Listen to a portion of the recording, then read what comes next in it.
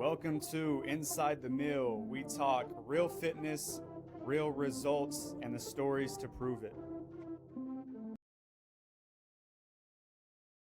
Welcome back to another episode Inside the Meal podcast. Coach Christian here, my main man Seth. Today's podcast episode is Comfort is Killing You and Your Results. Man, whenever I thought of this title and thought of this podcast episode, I was thinking about whenever you started working with you saw one of our clients in the gym that just, wasn't getting results, and you knew he was capable of a lot more and knew how powerful he would be if he would actually tighten some things up and get more serious about his results. And I remember when you laid out a plan for him, had just a few minor adjustments that he needed to make. And then instantly he just had some pushback of like, well, I don't want to go to bed at that time. Let's do it at this time instead. Or, man, I don't want to stop cutting off my eating at this time because this and that. And it was like you gave him these simple, sustainable things to do, but it was that instant pushback. And it was because he was comfortable with what he was currently doing. But it's that comfort that got him the results that he even has in the first place. And those results that he has, he wasn't happy with. And so, man, I feel like we're all guilty of it, but we get into this mindset of like, man, like we start making exceptions for why we do the things we do. And it just keeps us in that never ending hamster wheel of like wanting to get results, but not doing the things that you need to do in order to get the results, whether the plan's laid out for you or not. And then that's the thing with a lot of individuals is we know what we need to do. We know we should eat this and not eat this, but it's how it makes us feel in the moment where it feels good then. But then at the end of it, that's when your confidence starts to go down. That's when your results start to go in the other direction. But it's that like instant gratification that we get from eating the food that's bad, but it tastes good, or sleeping in, hitting snooze on your alarm because in the moment it feels good to get a little bit more rest, but then you're groggy when you wake up and you just feel worse, and it's killing your confidence and it's killing your results. But whenever I was thinking this episode, I'm just like, man, like that was just such a key example of it. But then once he kind of released the grip and started to listen to you, like results started to pour in. It's like, bro, like the results can be there, but you have to get uncomfortable in order to even get those results. Yeah, you've heard this before, but you've got to choose your hard. Mm-hmm.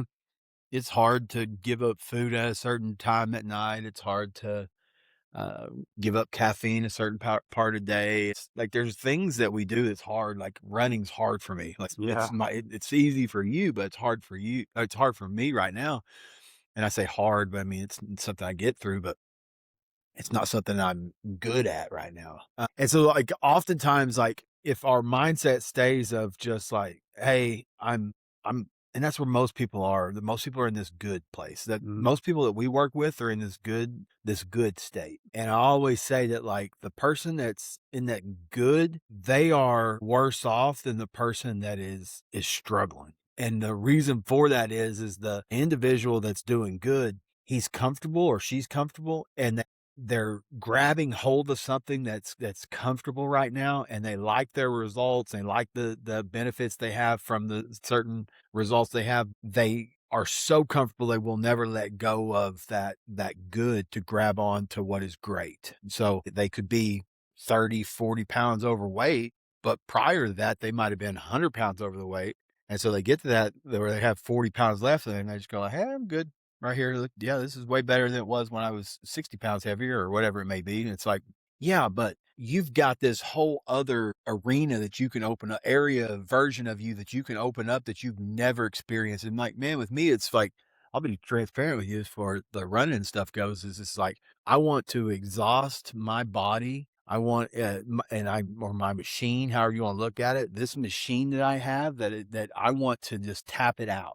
I want by the end of, but when it's my time and I'm on my deathbed, you come see me, I want it to be like, bro, look at all the things you've done with your body, that you've put it through, and like you've exhausted it.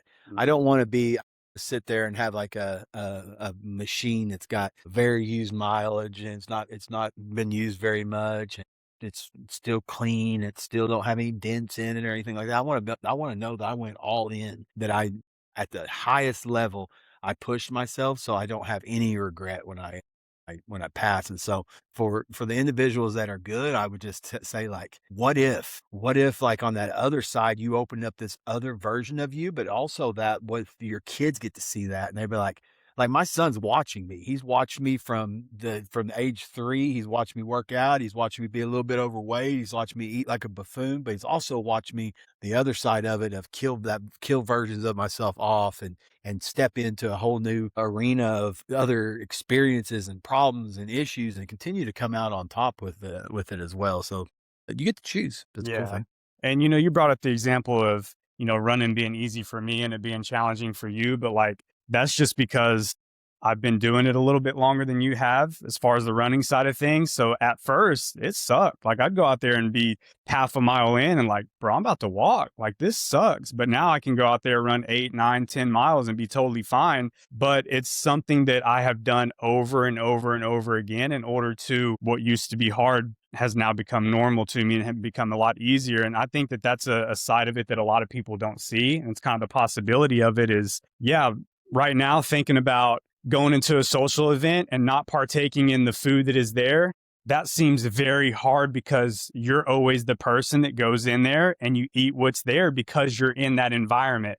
But whenever you say no to it a couple of times, it starts to become easier to go, you know what? I think I'm just going to eat beforehand and then just go and be in that environment, but not feel so controlled by having to eat those things. Or it can be, I mean, plenty of examples like that, whether it be, waking up in the morning and thinking, dude, there's no way that I could just wake up on one alarm because you always hit the snooze button. But then you start to just get up and you start to realize, wow, I actually feel a lot better. I feel a lot more energized when I don't hit snooze. I feel more confidence in myself because I didn't lie to myself and say I was going to get up at this time, but hit snooze over and over and over again.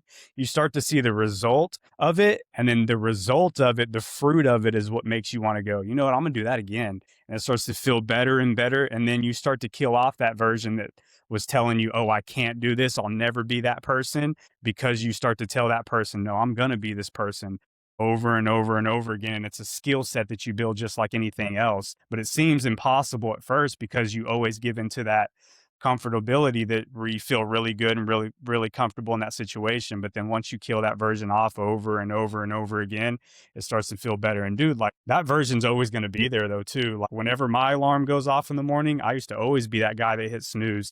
But then now, like I get up on the first alarm and don't get me wrong, like I'm tempted. There's times where I'm like, dude, I'm way too tired. If I get more rest, I'll feel a lot better. Mhm. But I just continue to go no because I know what it looks like on the other side. And it's kills my confidence in myself. It hurts the way that I show up for work and the way that I'm able to impact other people. And so it's more so just a skill set that you're going to build whenever you continue to say no to that person that's not getting you the result that you want. I think that's it's the changing of the perspective, because like you said, it's like it was hard for you, and then it becomes something where it's not hard anymore. It becomes Yeah, manageable and becomes something that you probably even look forward to once you start absolutely. to adopt it. I can see that where a couple weeks ago I ran 7 miles, and then Hmm. this week I ran 8 miles, and then I looked today to see how much I got to run on Sunday, and it's just 6 to 8 miles. And so then I look at that and I go, that and I never thought I'd get to that point where I'd look at, like, 6 miles and go, like, "Oh, it's Oh, it's just just 6 it's sick. just 6 miles. Yeah. Let's just do 6 miles."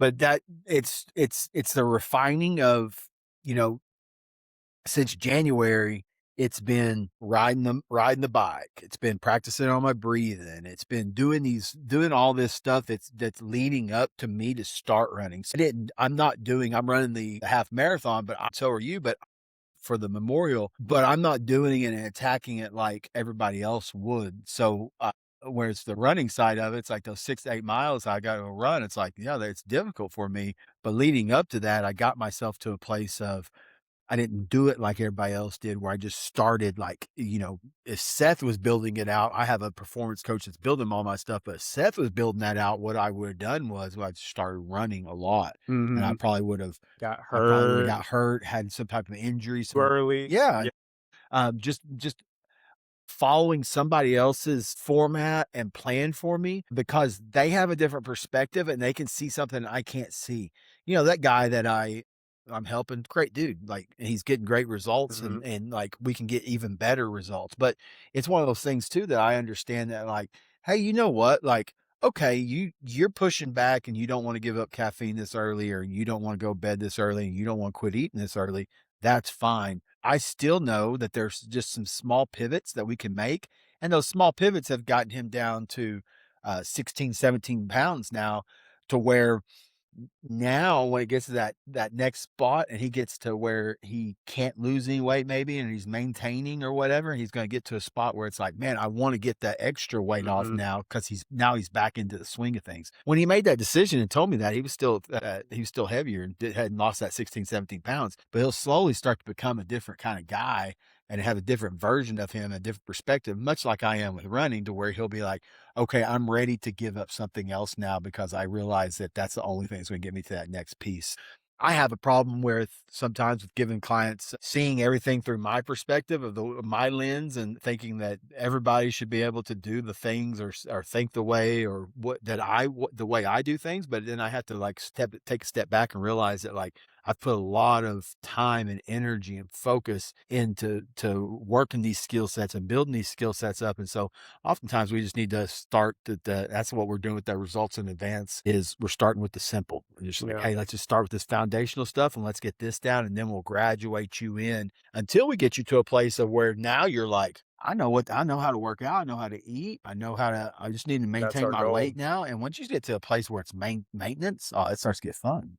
Yeah, and changing the person that you currently are, like, it's scary. It's scary to know that, like, in order for me to grow, it's gonna require some tension, just like us building muscle. Like, we know that, okay, I've been doing 20 pounds on my dumbbell bench press for a while. Like, if I'm gonna get to the next version of myself that I wanna be, I'm gonna have to go up in weight. It's gonna be a little bit scary at first, you know? If you need a spot on those 25. Yeah, yeah, I'm gonna need you, need you there for me. But going up in weight, like it's scary, but then you do it and you realize, okay, I am capable of this because I've been prepping myself to be that version. But it's definitely scary, and it's scary in a way of like, hey, there's gonna be some tension where I might have to have some hard conversations with some people, or I might have to say no to going to that get together because I know right now I'm just tempted and I don't have the willpower to stay away from that, or I'm gonna have to have a talk with my wife because she's cooking a certain kind of food for dinner every single night, but it's not necessarily in line with the direction that I want to go. So I'm going to kind of step out and lead and eat my own things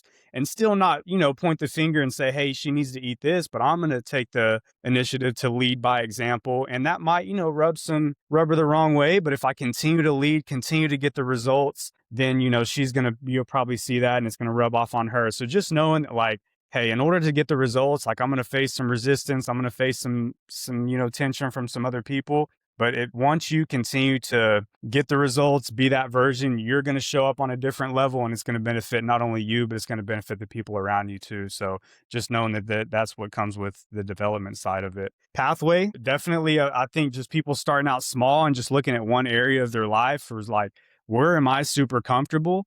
And what do I need? What version do I need to kill off in order to get the results that I want to do. So if it's somebody that's, nighttime snacking, that was a common thing. I know for me, like, I would eat dinner and I would instantly want something sweet after that every single night that I would eat dinner. And so, it used to be popcorn and ice cream that I like to do every night, but I noticed, like, me doing that every single night, like, I'm staying stagnant.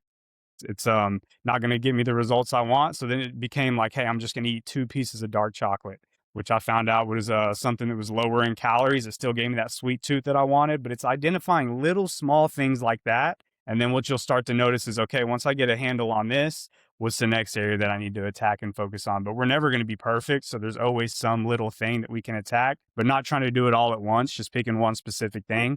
And this is where having a coach is huge. Like, I've been able to, with our clients that are, tracking their calories, I've been able to go through and look at their MyFitnessPal and go, hey, just change this one thing today.